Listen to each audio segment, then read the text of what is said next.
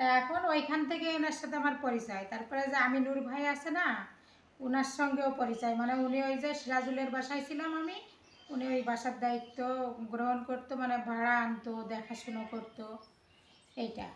আর তারপরে এইখান দিয়ে আমরা যখন চলে গেছি, চলে যাওয়ার পরে 5 থেকে 6 বছর পরে আমার হাজব্যান্ড মারা যায়। আমার বাড়ি কিন্তু আগের শ্বশুর বাড়ি ধাপেরহাট, আপনার গাইবান্ধা ধাপেরহাট। তা উনি মারা গেছে।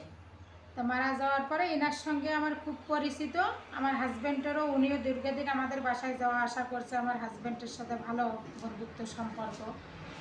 তা এখন আমার হাজব্যান্ড যখন মারা যায়, মারা যাওয়ার পরে ইনি 5-7 মাস পরে, মানে এই যে এই পাশে আপনার সাপিউল, এই সাপিউলির সঙ্গে বিয়ে করায় দিয়েছে। তাহলে সাপিউলির বউ গেছে 3-4টা। উনি কাছের লোক, উনি জানে শুনে কী জন্য এখানে এনে আমাকে দেশে, আমি তো বিয়ের জন্য পাগলা আমতি করি নাই, কিংবা ওনাকে বলি নাই যে আমার ঘটকালি করেন। আমি তো আমার বাচ্চা নিয়ে আমি খাচ্ছিলাম আমার মতন আমি করে। তাহলে উনি এটা কেন করলো?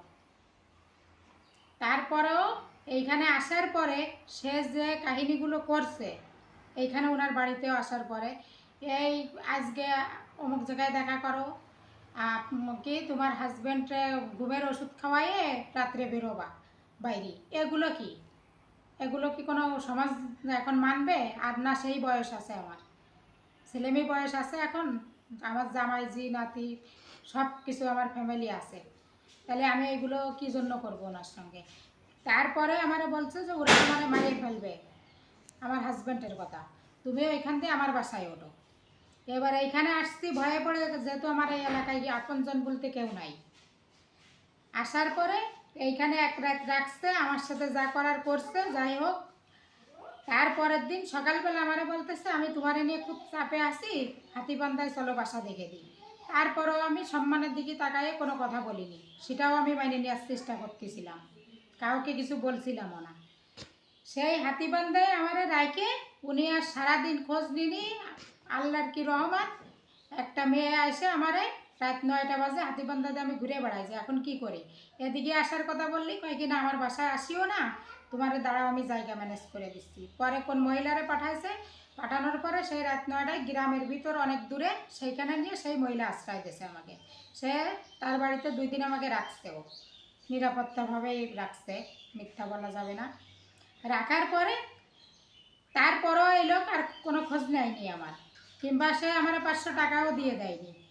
তারপরে এখানে কালকে সকালবেলা আমি আবার চলে আসছি। এখন উনি আমাকে বিয়ে করবে বা কি করবে সেটা ওনার ব্যাপার।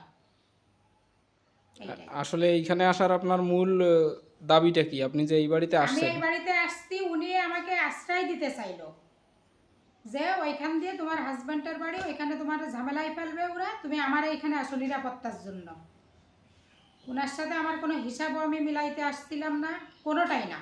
সে আমার সাথে আগে পরে কি সম্পর্ক ছিল কি ছিল না সেটাও আমি কিন্তু মাথায় রাখি নাই।